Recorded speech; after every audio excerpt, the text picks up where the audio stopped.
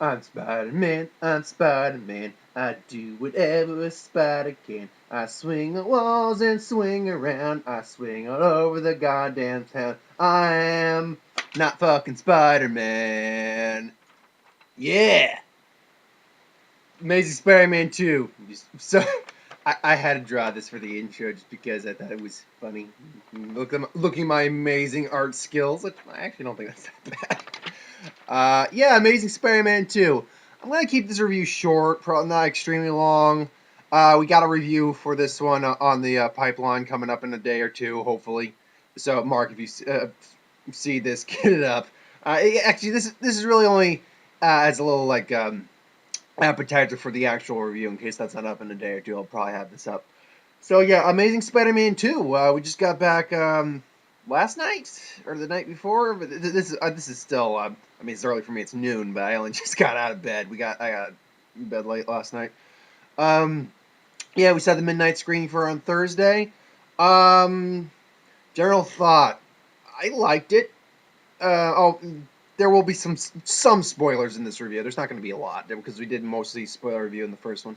But no, I liked it. It was good, and I don't think it was better than the first one though. Um, one of the big, okay, the plot of the story, it's taking place about a graduation for them. I don't know when the first one takes place, but it's taking. I want to say it's like maybe like a year, or at least 6 months after the first one. So yeah, they're graduating from high school, and Peter Parker is being Peter Parker. He's being Spider Man, and he's loving being Spider Man, but he's trying to balance his relationship with Gwen, and he's dealing with being Spider Man, but wanting to be with Gwen, wanting to be Peter Parker, and all that, and it's dealing with that. And Harry Osborn, his best friend from childhood, comes back, and then Electro comes into the picture, and then we find out Harry's dying, and who this and that. We find out what happened to his parents, why his parents were doing what they were doing. Okay, from what you can possibly tell, that is one of the big problems of this movie. There is no coherency with it, mostly. The biggest coherency is probably with the Peter Parker and Gwen Stacy stuff. That's the part that the relationships in the movie, particularly that relationship between Gwen and Peter, Andrew Garfield and Gwen Emma Stone, was what made the movie work when the movie was working. It was actually that was really solid. All the relationships I think really worked in this, particularly that one, because you feel like this is a real couple. You feel like you could see this really happening. You feel like these are real people. Um, this movie is just fun. Especially the first, like, I want to say 20 minutes of this movie. It was a fucking cluttered mess. Um, I mean, it wasn't like horrible. I was having fun in the movie, and you'll have fun in the movies. It's good. Like, it's good in that regard.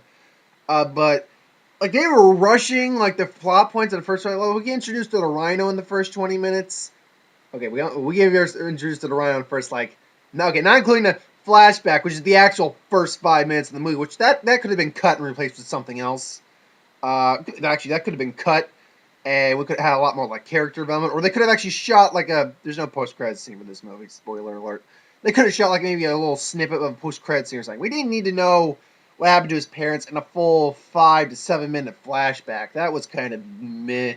Not to say they're bad actors. They were all good actors. I especially love the guy who plays his dad. I don't know the actor's name off the top of my head. Um, no, but it's just moving at a fast pace. We see Spider Man and he's swinging, which is it's a lovely shot, and it's a cool, nice scene where he's capturing these gangsters for the first time. Uh, you see a lot of spider banter he does, which that's something this movie does right. The humor, particularly when he's being Spider Man, the humor involved with that works really well. Because that's the Spider-Man we all know. I mean, even when he's being serious, he's still kind of got some witty banter and stuff like that. And that's the Spider-Man we know, and I was having fun with that. But they just... that scene lasts for maybe, like, 5 minutes, maybe 7. I don't know. And then we go straight to their graduation, and then him and Gwen kind of breaking up, and then not breaking up, and it's a will they, won't they thing, which is played out really well. It's believable why this is happening. But there was no coherency to this movie, especially in the tone. Because at the times it was light and comical for the kids, Other times it was dark for the adults. It worked both ways, but if you had kept a solid tone, it would have been so much more better. It would have been so better. Because here's it. When it's comical, it's funny. And then you think, oh, that's kind of Spider-Man like. But when you start, you're like, oh, that's kind of Spider-Man too, but it doesn't fit with what we just saw. And then it goes back and forth a little bit. It's like, oh, this is dark, this is coming. It's like, no. Keep it one way or the other with elements of the other. If you wanted to keep it lighthearted, but with a few dark moments, that's fine. But if you wanted to keep it relatively on a darker path, but still have some things that you can laugh at, that's good too. Don't do both, because the tone was kind of confusing. Not repping on it as much as some of the other art critics have been doing, because I've seen a few of the other critics and they ripped on a bit more, and they're right in some regards. I think everyone generally did really well. Andrew Garfield, I still say, is the best Spider-Man. I don't hate Tobey Maguire. I didn't think he did bad, but I never was really believing Tobey Maguire. I believe Andrew Garfield is Spider-Man at this point, because Andrew Garfield, I think, is just a better actor all around. But he himself is a fan of the Spider-Man comics. He actually respects the character of Spider-Man, and I respect that. Emma Stone, uh, she's a lovely, great actress, lovely woman. I think she's a great Gwen Stacy. I mean, we touched on it in the car where I thought this is probably her best performance as Gwen Stacy. Maybe the first one's possible. She's only got 2 performances so far. Yeah. But a lot of her performance, and I made a point of this in the last video, is that why her performance is good. It's not because of her performance by herself, because that's just sort of okay. It's the chemistry she has with Peter Parker, with Andrew Garfield. I believe they are dating in real life, and you can see that relationship play out on the screen, and that really works. That's really effective. Dane DeHaan, if you saw Chronicle, he's from Chronicle. He was from what I understand, he was really good in that. I haven't had a chance to watch that movie. Dane DeHaan played a Harry Osborn, and while his backstory was kind of rushed with him like sitting at his father's bedside when his father's dying, yeah, spoiler. They have Norman Osborn in here for like maybe 10 minutes. He's dying. Which there's an interesting thing with Norman Osborn that as you all know, or Norman Osborn, especially if you've seen the first one, is the Green Goblin. And Harry actually ends up taking the mantle in the comics, the Green Goblin. And if you've seen the trailers, you know Harry's the one who takes the mantle of Green Goblin in this movie. Well, there's a thing where Harry, and I spoiled this a little earlier in the review, so this is one of the few spoilers I'm actually going to do for this video, is that Harry has a genetic disease passed on by his father that he's going to die unless they do something in the movie. But apparently, in the progression of the disease, he has like these green. His face is all green and yellow, almost goblin-like. His eyes are different. His ears are pointed. He's got these very long, almost claw-like fingernails. I'm like, that's interesting makeup, and it's an interesting way to hint at the Green Goblin for that. But why did you get this? I believe his name is Chris Cooper, who I think I've seen in a few other movies. He's a good actor. Why did you get this actor? This particular actor, if you're not going to have him in the suit, because this guy is definitely an older actor. I wouldn't say he's like ancient, but he's definitely maybe in his 50s, I want to say, to maybe 60s. So why did you get this actor who's playing a character who's supposed to be Green Goblin, but he's not going to be? No one said we get Harry Osborn. Why didn't you just make him the Hobgoblin or something like that? I don't know. That's a minor complaint. Paul Giamatti was cartoony. I think he was fun. Don't get me wrong, but he was cartoony. He's only in the movie for like, I don't know, 10 minutes at most, and only 5 at the beginning, 5 at the end. He basically kind of is set up at the end for the whole Sinister Six thing. That's the big part of this problem with this movie. A lot of this movie is, I'll get to Electro in a minute, but a lot of this whole movie is really just a giant setup for Spider-Man 3. Yeah, which is fine, but still have a good movie, which is not a bad movie. It's got a lot of good stuff in it. Like, the relationships, I think, are some of the big key selling points in this movie. But, yeah, he was just there for setup. He didn't need to be there. Or I actually heard something a little while ago today, actually watching another review, and they made a good point, and I agree with this. And you see this in the trailers. This is not a spoiler. Him in the Rhino suit. Um, have the Rhino be a post-credits scene where you capture Paul Giamatti in the beginning, hint at it, the creation of Sinister Six near the end of the movie, and then after the credits, have Paul Giamatti as the Rhino. That entire scene, minus a dumbass moment in that scene. There's okay. There's a scene in the movie, and it's a very nice scene actually. I really like this scene because it really humanizes Spider-Man. Um, where a kid is getting picked on. We commented on this in the spoiler review, but there's a kid getting picked on by some bullies, and he's got like this science project. He's kind of a nerdy kid, wears glasses. Keeping it real, folks. Uh, and they corner him, they break his science project, and then Spider-Man comes up, intimidates him, he's like, "Stop picking on the nerd."